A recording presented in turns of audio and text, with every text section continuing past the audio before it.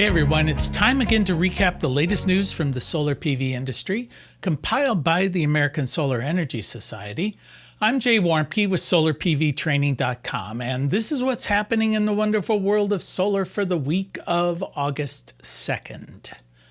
The Trump administration has acknowledged in court documents that it canceled $7.6 billion in grants for hundreds of clean energy projects, quote, based solely on the political identity of the grant recipient's state.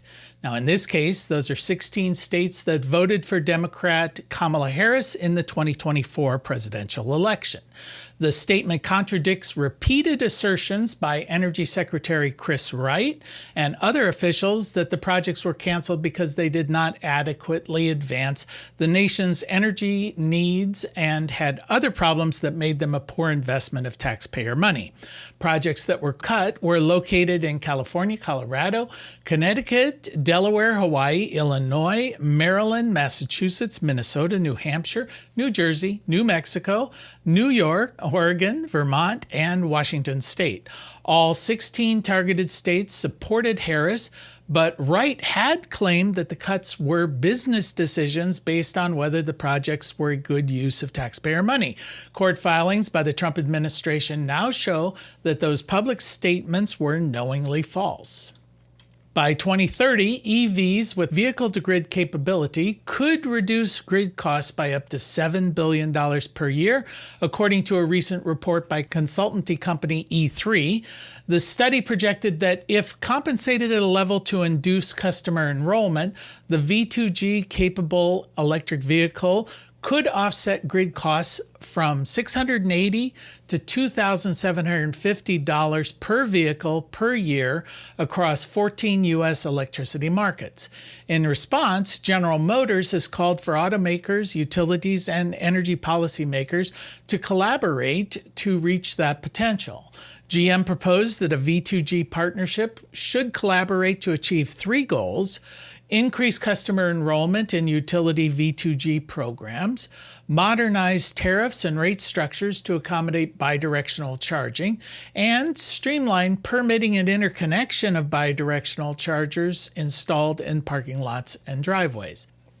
The Federal Communications Commission has banned new internationally manufactured power inverters, like those used in solar PV and energy storage projects, from being imported into the United States.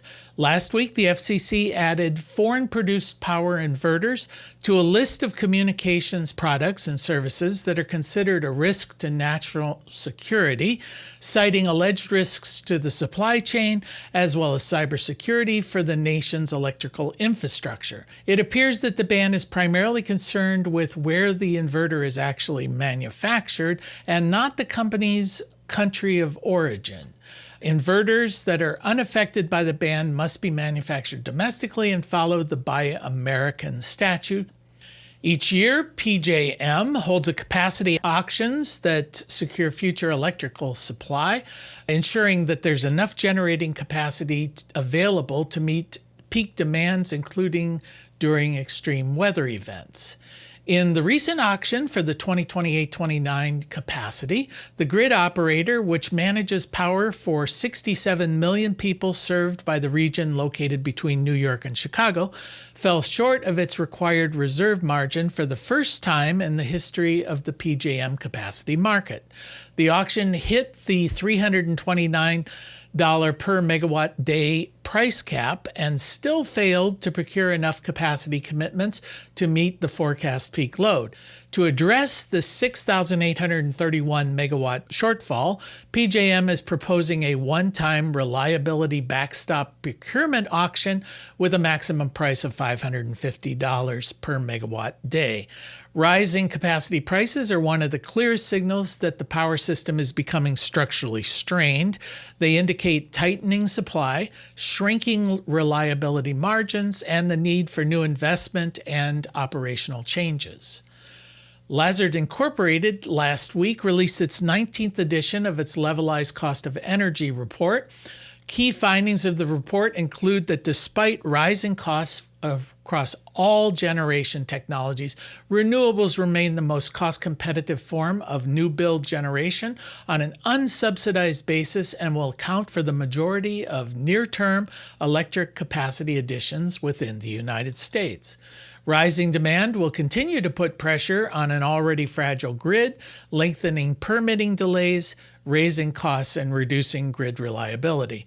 Fossil fuel prices, such as oil, coal, and natural gas, are increasingly subject to fluctuations based on weather, geopolitical events, and broader commodity market conditions.